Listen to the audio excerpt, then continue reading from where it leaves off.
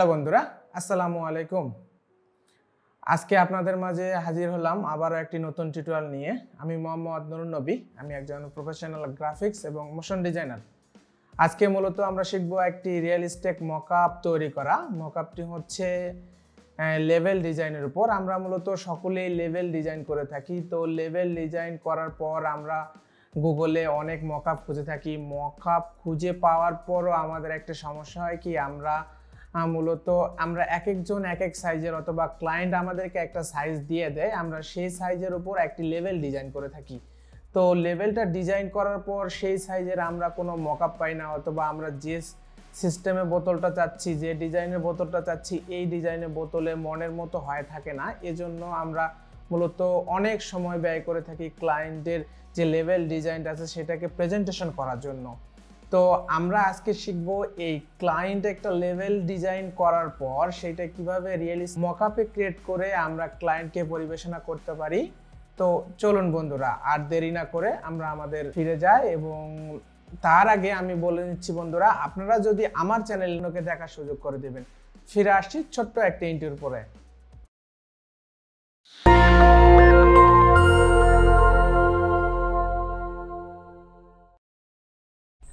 Hello, আপনারা মূলত আমার মনিটর স্ক্রিনে দেখতে পাচ্ছেন একটি ব্যাকগ্রাউন্ড ইমেজকে আমরা মূলত আজকে রিয়েলিস্টিক বোতল মকআপে কনভার্ট করার চেষ্টা করব।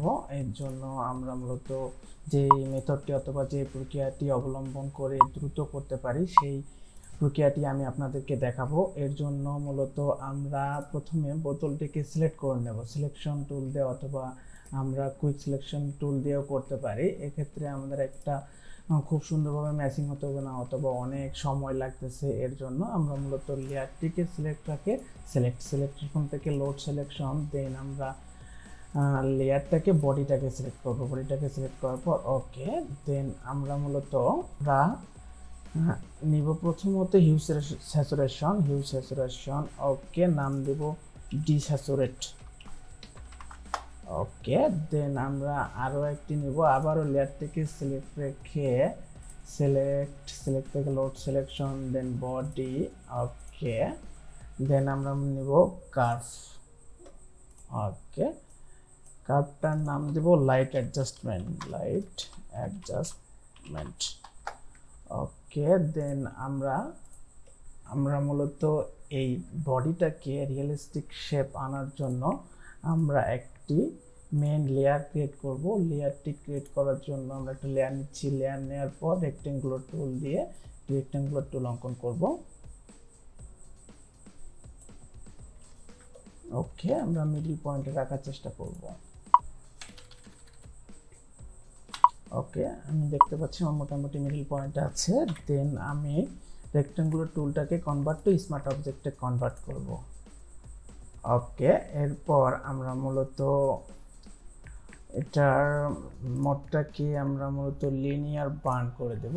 ওকে, আমরা তারপর এটাকে যথেষ্ট ম্যাচিং করার চেষ্টা করব। ম্যাচিং করার জন্য আমরা কন্ট্রোল টি চেপে ক্লিক করব। ক্লিক করার পর আমরা মূলত এটা দেখতে পাচ্ছি, এটাতে ক্লিক করলে হবে।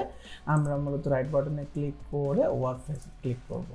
ওকে, দেন আমরা এই সিলেকশন টুলটাকে আমরা মূলত এদিকে একটু চাপিয়ে দেব, মানে যতটা ম্যাচিং করা যায় আপনারা যথেষ্ট চেষ্টা করবেন সুন্দর করার। যত সময় দিবেন তত ডিজাইনটিও ভালো হবে আপনার ক্ষেত্রে। ওকে, আমি নিচের দুটো কর্নারকে এভাবে ম্যাচিং করার চেষ্টা করব। ওকে,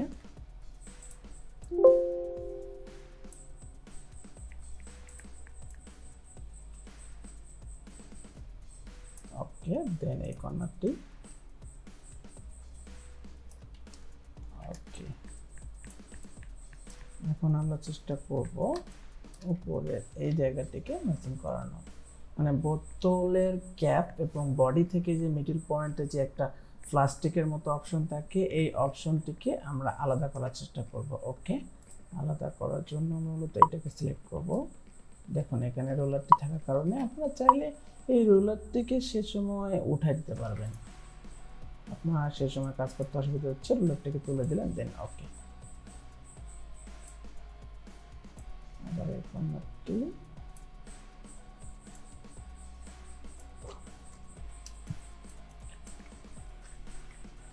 ওকে, আমরা নিচেরটাকে একটু উপরে সেটাকে অ্যাডজাস্টমেন্ট করার চেষ্টা করব। কন্ট্রোল টি,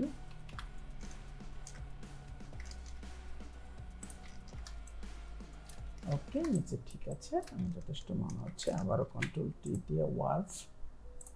ওকে, এই জায়গাটা ম্যাচিং নেই মনে হচ্ছে, আমরা ম্যাচিং করার চেষ্টা করব। যতটুকু করা যায় আমরা সবাই চেষ্টা করব যতটুকু সুন্দর করা যায়।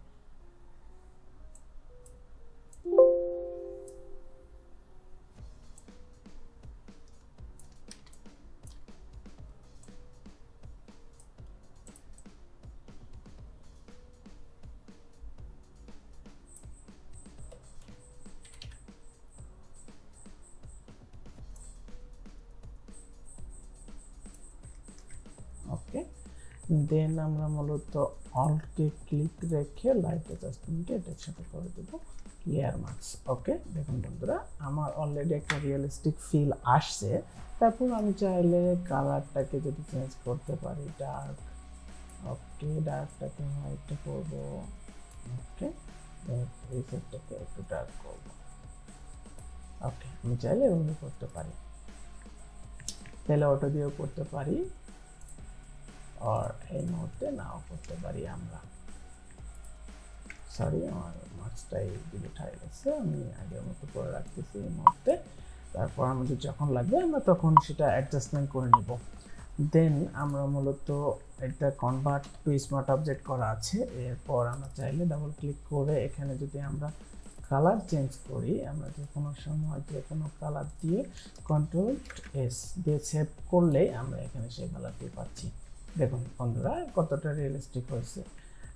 আমরা এরপর এখানে যদি কোনো টেক্সট দিয়ে দেখি কীরকম লাগতেছে, আমরা টেক্সট অথবা কোনো ডিজাইন দিয়েও দেখতে পারি। টেক্সট নেওয়ার জন্য আমরা টি, ওকে, সরি,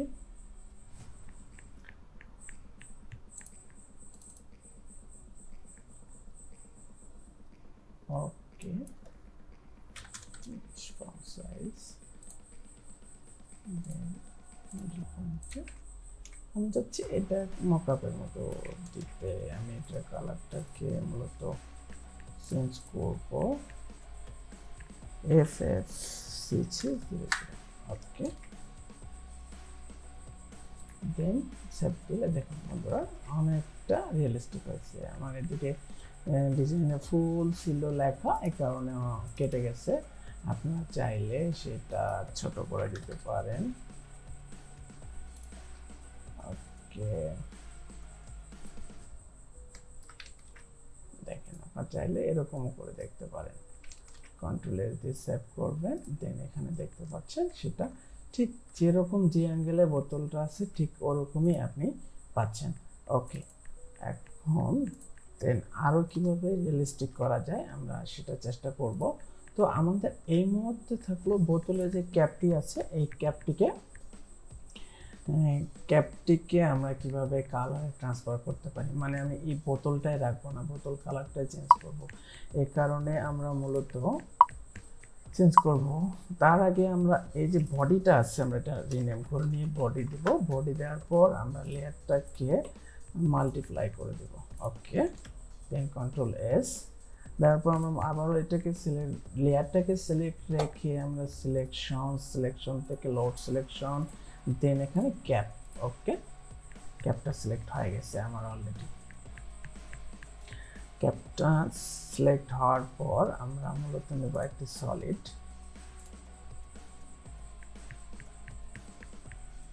ওকে, সলিডটা আমি এটা নাম দেব ক্যাপ।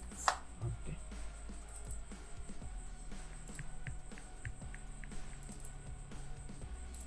ক্যাপটা দেখেন বন্ধুরা কোনোভাবে সেটা রিয়েলিস্টিক লাগতেছে না, এই কারণে আমরা আবার মোডটাকে চেঞ্জ করব লিনিয়ার বার্ন। ওকে, দেখুন কালারটা অলরেডি চেঞ্জ হয়ে গেছে এবং সেটা অনেক সুন্দর লাগতেছে, আপনারা দেখতেই পাচ্ছেন। তো এভাবে আমরা চেঞ্জ করতে পারি। আরও আপনি এখানটা ক্লিক করে যে কোনো কালার দিতে পারেন, দেখুন আরও সেটা সুন্দর লাগতেছে। আমরা এভাবে আমাদের এই ডিজাইনগুলো করতে পারি, খুব সুন্দর রিয়েলিস্টিক ফিল আসবে।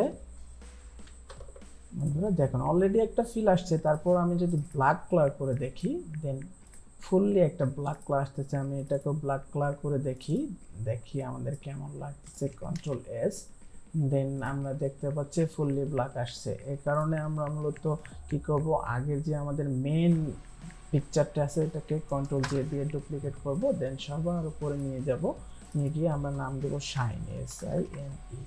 ওকে, শাইনের পর আমরা এই লেয়ারটাকে সিলেক্ট রেখে ফিল্টার থেকে ক্যামেরা র ফিল্টার।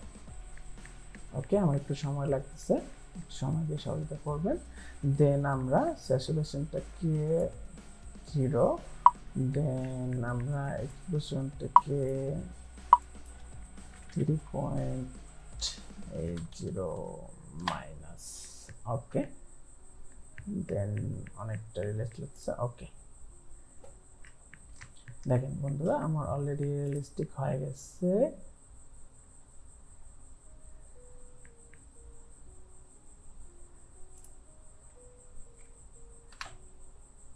দেন আমরা এই লেয়ারটিকে স্ক্রিন ট্রান্সফার করব, স্ক্রিন। ওকে, দেখুন বন্ধুরা আমার এই আগে যে ব্ল্যাক কালারটা ছিল সেটাতে কোনো ডেপথ অফ ফিল ছিল না, শ্যাডো ছিল না, অথবা দেখতেই একটা সলিড কালার মনে হচ্ছিল। এখন দেখুন বন্ধুরা এটা অনেকটা রিয়েলিস্টিক লাগতেছে। তো আপনারা চাইলে এইভাবে করতে পারেন। এখন আমি যদি কালারটা চেঞ্জ করি, ওকে, দেন ক্যাপ কালার আমি এটা দিলাম, অ্যান্ড এটা দেব হচ্ছে এটাকে একটা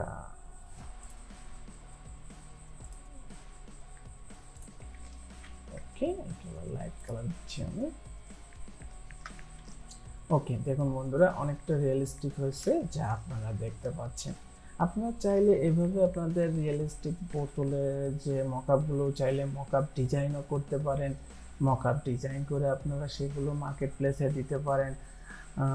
এখন আমার মনে হচ্ছে এটা একটু লাইট কম বেশি, তো এ কারণে আমি যে লাইট অ্যাডজাস্টমেন্ট লেয়ারগুলো দিয়েছিলাম এটা আমরা এখন এদিক ওদিক কাস্টমাইজ করে দেখবো। দেখুন, ওকে, দেন লাইট ডার্ক, ওকে, স্যাচুরেশন।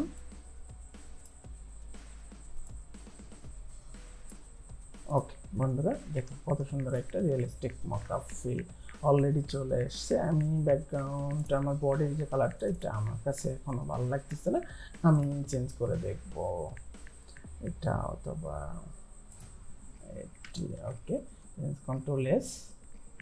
ওকে, এটা আমার কাছে মনে হচ্ছে পারফেক্ট। ওকে, এভাবে আপনারা চাইলে আপনারা যতগুলো লেভেল ডিজাইন করে থাকেন, লেভেল ডিজাইন করার পর আমরা ডিজাইনাররা যখন গুগলে সেই সাইজের একটা মকআপ খুঁজি সেক্ষেত্রে আমাদের একটা লং টাইম ইনভেস্ট করতে হয়, তারপর আমরা মনের মতো করতে পারি না। সেক্ষেত্রে আপনারা চাইলে একটা বোতলকে নিয়ে মানে একটা যে সাইজের বোতল অথবা যেরকম বোতল আপনার পছন্দ, মানে যে বোতলটা নিলে আপনার ডিজাইনার অথবা ক্লায়েন্টের দেখতে সুবিধা হবে এবং ক্লায়েন্টরা দেখে পছন্দ করবে, সেই বোতলটাকে নিয়ে আপনারা আমার ঠিক এই মেথডে যদি ট্রাই করে দেখেন আপনারা নিজেরাও করতে পারবেন এরকম রিয়েলিস্টিক মকআপ। তো বন্ধুরা আমি আর টিউটোরিয়ালটিকে বাড়াবো না, আজকে এই পর্যন্তই। ভালো থাকবেন, সুস্থ থাকবেন। তার আগে বন্ধুরা বলে যাই, আপনি যদি আমার চ্যানেলে নতুন হয়ে থাকেন সেক্ষেত্রে আমার চ্যানেলটিকে সাবস্ক্রাইব করে অন্যকে দেখার সুযোগ করে দিন।